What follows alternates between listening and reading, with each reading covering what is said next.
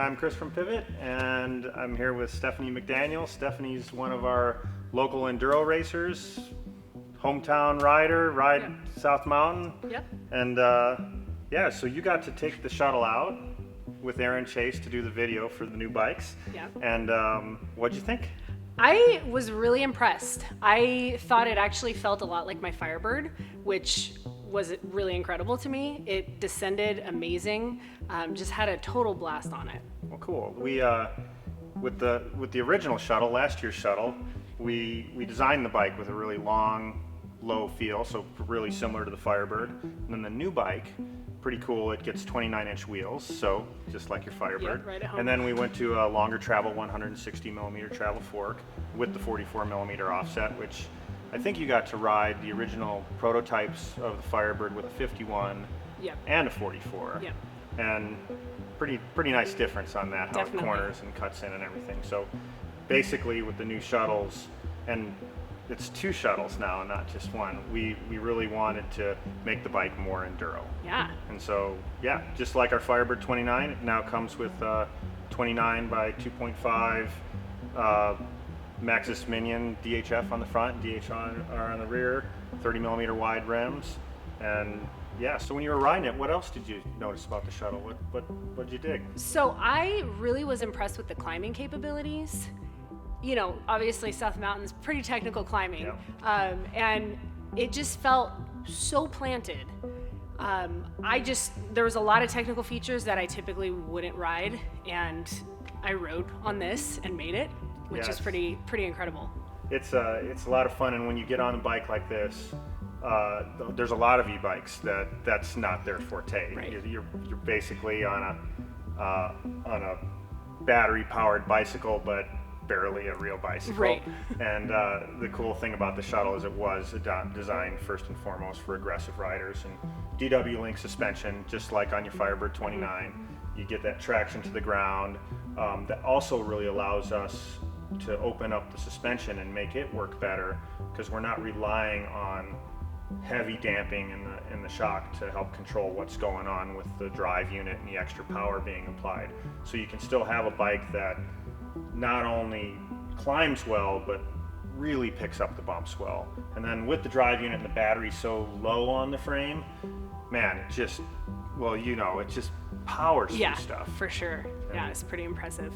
So you guys rode a long time. We did. We rode, a couple days, and pretty much whole days. You know, we made it all over the mountain, and yeah, this thing we tested it on pretty much most of the trails on South Mountain, and it performed for sure. If you're familiar with South Mountain, there's a lot of technical stuff on there, and it's a big mountain. It's 17,000 acres. Mm-hmm. And yeah, I was watching it and just like, wow, they made it everywhere. Right. On all my favorite trails, Yeah. and then some of my maybe not so favorite trails, at least for climbing. Yeah, And yeah, just, you can put a big day in on a bike. definitely.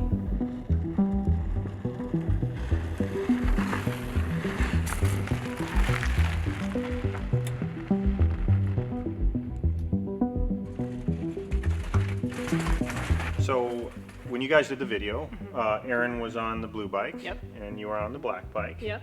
And they're not just a color difference.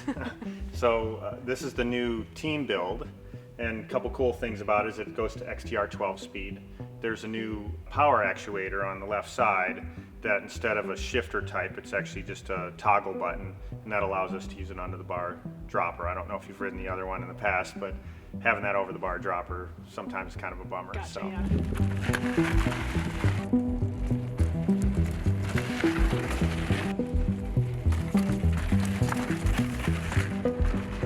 So the one you were riding was the black one over there, Mm-hmm. and that's actually a race level build, and really quite similar to the team level build, but $2,600 less expensive. So the biggest differences are, of course, you don't get the Kashima suspension. Fox stuff still works fantastic. It's still the e-bike rated special valving suspension for Fox DPX2, but in the Performance Series versions. And then the drive unit is the new 7000 series, which is kind of the XT level of drive units versus kind of the XTR level on this bike. Both have the same battery capacity, and then that gets an XT drivetrain instead of the XTR on this. And then also the special DT Swiss e-bike wheels that we have built for us. This gets the 1500 series wheels, that gets the 1900 series wheels. Quite similar, but just a little bit of a weight difference. So, bike still feel light to you? Oh yeah, I was really actually surprised how light it was. You know, lifting it up, you're like, okay, it has a battery, and you're like, wow, this is actually pretty dang light. Yeah, we're one of the, in this category, in the team build, pretty much the lightest bike in the market at 44.75 pounds. And then the race build is only 1.5 pounds heavier. So Wow. for a $2,600 difference, it's still pretty amazing. Yeah, wow.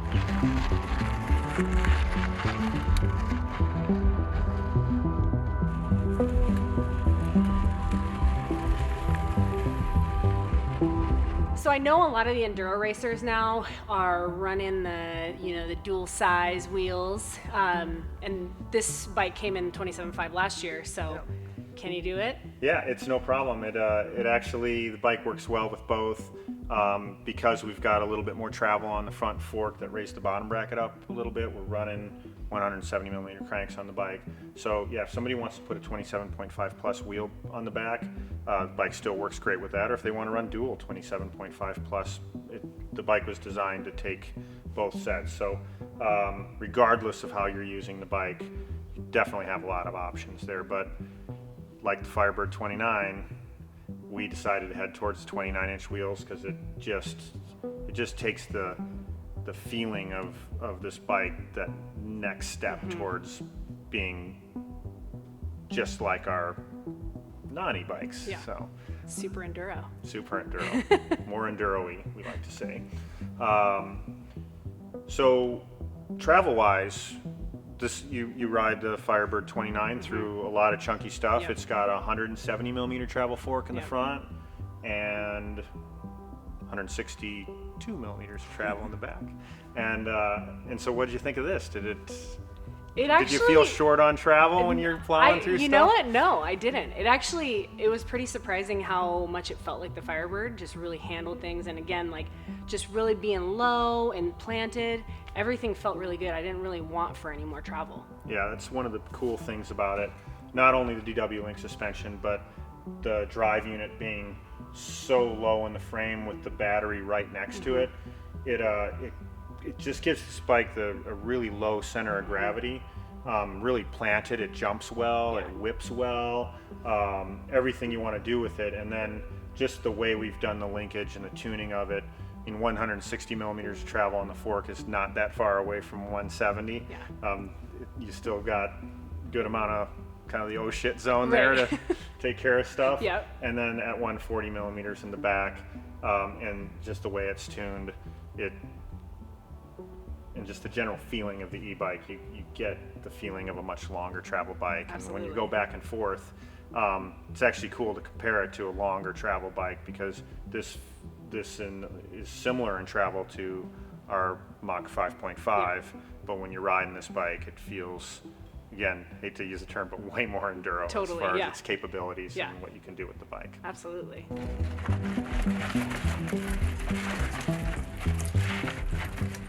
So it was cool to go over the bike, and it was neat that you got to do the video with Aaron Chase. Yeah. So are you ready to go out and see if you can drop me? Heck yeah, let's do it. Awesome.